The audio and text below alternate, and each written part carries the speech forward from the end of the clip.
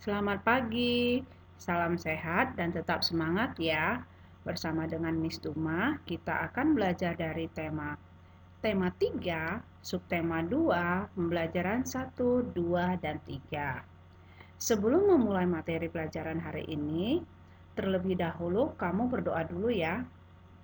Nah, kalau sudah berdoa, mari kita mulai materi pelajaran kita untuk hari ini.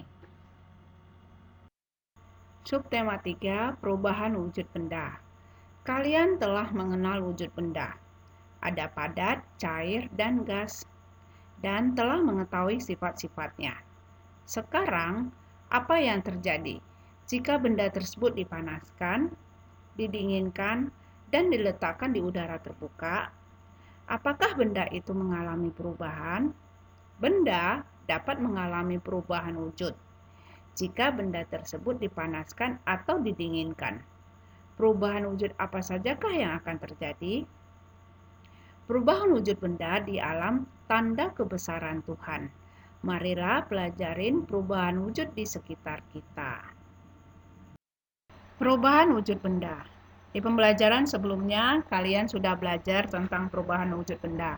Ada namanya mencair, membeku, mengkristal, menguat, mengembun, dan menyublim. Nah, untuk mempermudah kamu memahami perubahan wujud benda, perhatikan bagan di bawah ini. Ya, benda terbagi 3, yaitu benda padat, cair, dan gas. Jika benda padat berubah menjadi cair, itu namanya mencair. Dari cair menjadi padat, itu namanya membeku.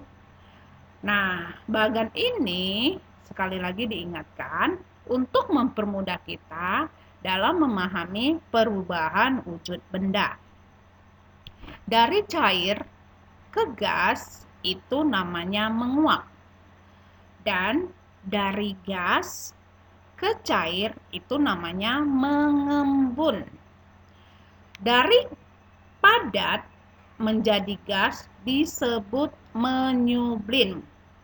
Sedangkan dari gas ke padat disebut mengkristal. Nah, sekarang kamu boleh melakukan percobaan dari LKS halaman 51 dan 54. Tuliskan kesimpulanmu di buku PS tematikmu. Air sangat berguna bagi manusia. Bila tidak ada air, manusia akan terkena dehidrasi. Air berperan sebagai pengganti cairan tubuh. Jadi kalau tubuh kita kekurangan air, maka tubuh kita akan mengalami dehidrasi. Jadi dehidrasi itu adalah kekurangan cairan pada tubuh.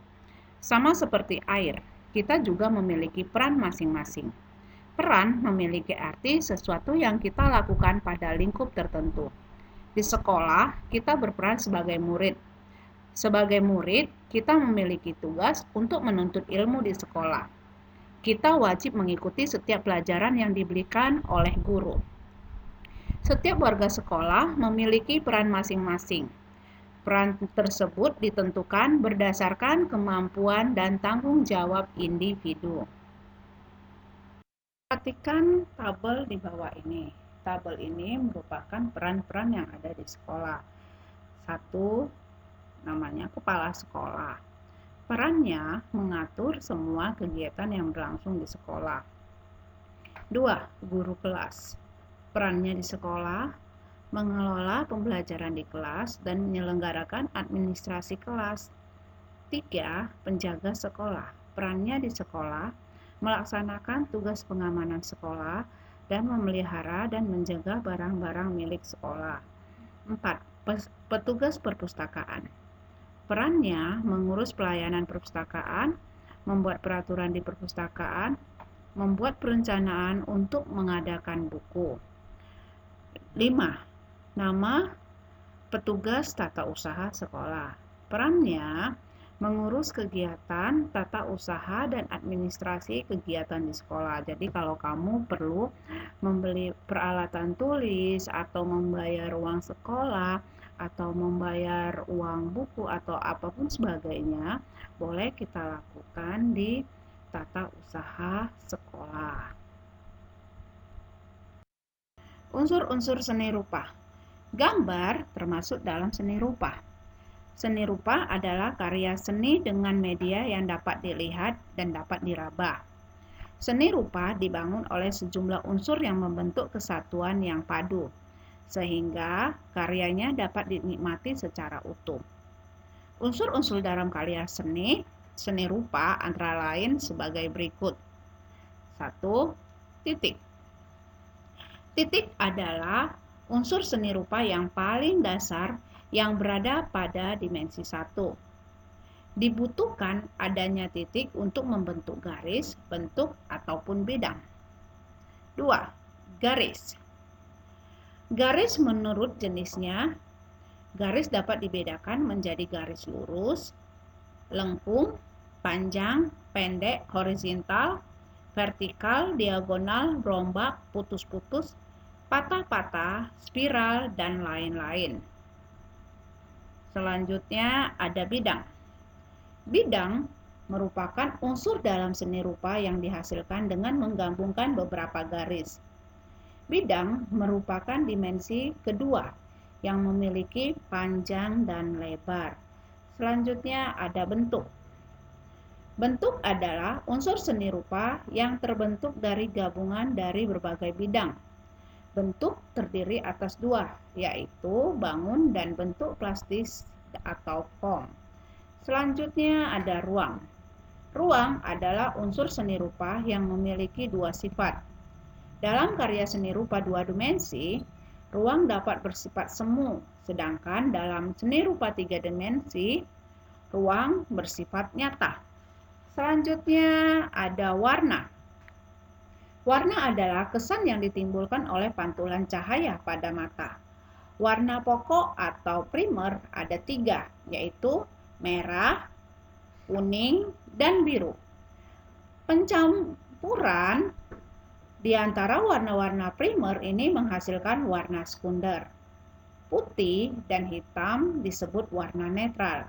Selanjutnya ada tekstur. Tekstur merupakan sifat suatu permukaan sebuah benda. Sifat ini dapat berkesan kasar, halus, berpori, licin, mengkilap, kusam, dan lain sebagainya. Selanjutnya ada gelap terang. Gelap terang terjadi karena adanya perbedaan intensitas cahaya yang diterima oleh suatu objek. Suatu gambar akan terbentuk karena adanya gelap terang.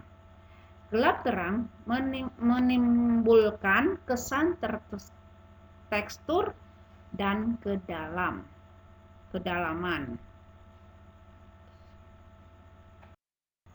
Apakah kamu menyukai coklat? Coklat adalah makanan yang digemari anak-anak. Coklat mudah mencair jika disimpan di luar ruangan. Perhatikan 3 kemasan coklat berikut. Manakah coklat yang paling berat? Nah, di sini ada 3 kemasan coklat, di mana setiap coklat mempunyai berat yang berbeda-beda. Coklat pertama itu beratnya 120 gram. Coklat kedua beratnya itu 60 gram. Sedangkan coklat yang ketiga beratnya itu 70 gram. Kalau kita perhatikan jelas ya di sini bahwa coklat yang paling berat adalah yang beratnya 120 gram. Perhatikan soal berikut ini. Ana akan berulang tahun. Ia ingin mengundang teman-temannya. Ana ingin merayakan ulang tahunnya di rumah. Ibu ingin membuat kue coklat kesukaan Ana. Perhatikan bahan untuk membuat kue coklat berikut. Bahan-bahannya 8 butir kuning telur, 200 gram gula tepung, 5 butir telur yang telah diambil putihnya. Sedangkan bahan yang dicampur menjadi satu yaitu 1 sendok teh baking powder, 25 gram coklat bubuk, 125 gram mentega, 25 gram maizena, dan 1 kg coklat masak. Sekarang perhatikan soal. 1. Tuliskan nama baku yang digunakan pada resep di atas. Satuan baku adalah satuan standar. Kalau kita perhatikan, ya, satuan baku pada bahan kue tersebut ada 2, yaitu gram, dan kilogram. Sedangkan resep di atas menggunakan satuan tidak baku, tuliskan satuan tidak baku yang digunakan pada resep tersebut adalah ya, yang tidak baku pada resep di atas adalah butir dan SDT. SDT ini adalah sendok teh. Ayo berlatih menyelesaikan masalah berkaitan dengan berat. Selain kue coklat, Ana membuat minuman es buah. Minuman segar yang berisi buah-buahan dicampur dengan es. Bantulah Ana menimbang bahan-bahan untuk membuat es. Ana membutuhkan sirup untuk membuat es buah. Berat 1 botol sirup 600 gram. Berapa gram berat dari 3 botol tersebut? Nah, sekarang coba kita perhatikan soal cerita di bawah ini. Di sini diminta berat keseluruhan dari 3 botol. Dari 3 botol sirup. Nah, di sini ada 2 cara yang bisa kita pergunakan. Pertama, yaitu cara penjumlahan dan cara perkalian. Nah, sekarang mari kita kerjakan ya. Tadi 1 botol itu beratnya 600 gram. Jadi kalau 3 botol itu ada berapa gram? Sekarang tinggal kita jumlahkan saja ya. 600 gram ditambah 600 gram ditambah 600 gram sama dengan 1800 gram. Ya, itu cara pertama. Sedangkan cara lainnya sama dengan 3 kali 600 gram sama dengan 1800 gram. Jadi, berat dari 3 botol sirup adalah 1800 gram. Buah yang digunakan untuk membuat es beraneka ragam. Perhatikan berat buah pada timbangan. Berapa gram berat semua buah tersebut? Nah, di sini kita perhatikan. Timbangan pertama berisi buah pir, sedangkan timbangan kedua berisi buah apel. Kalau kita perhatikan, buah pir beratnya itu ada 20 gram. Sedangkan berat buah apel itu ada 35 gram. Berarti kalau ditanya berapa semua buah tersebut, berarti kita tambahkan ya atau kita jumlahkan. Berarti 20 gram ditambah 35 gram sama dengan 55 gram. Buah manakah yang timbangannya paling berat? Di sini sudah jelas ya. Buah yang paling berat timbangannya adalah buah apel. Ibu membeli 5 kg gula pasir. Gula pasir digunakan untuk memasak kue 3 kg. Kemudian, gula pasir digunakan untuk membuat es buah 1 kg. Berapa kilogram sisa gula pasir? Nah, kalau kita perhatikan juga soal cerita tersebut, jelas ya bahwa cara pengerjaannya adalah dikurangkan ya.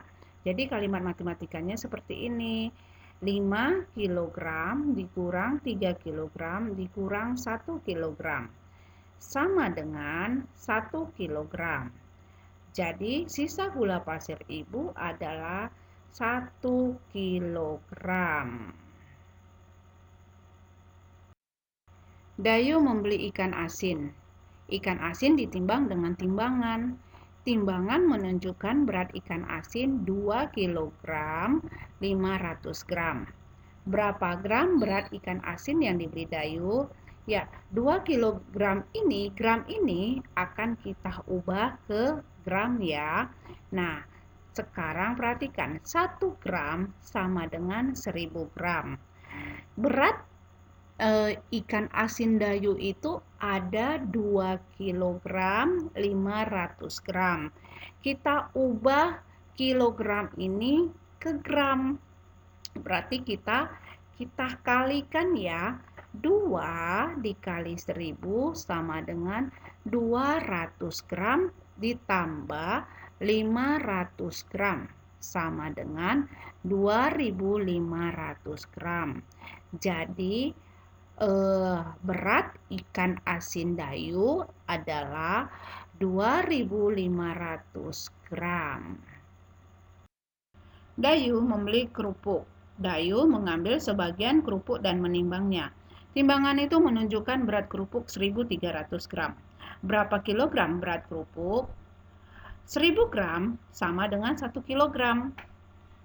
1.300 gram sama dengan 1.000 dibagi 1.000 sama dengan 1 kilogram. 1 kilogram ditambah 300 gram sama dengan 1 kilogram 300 gram.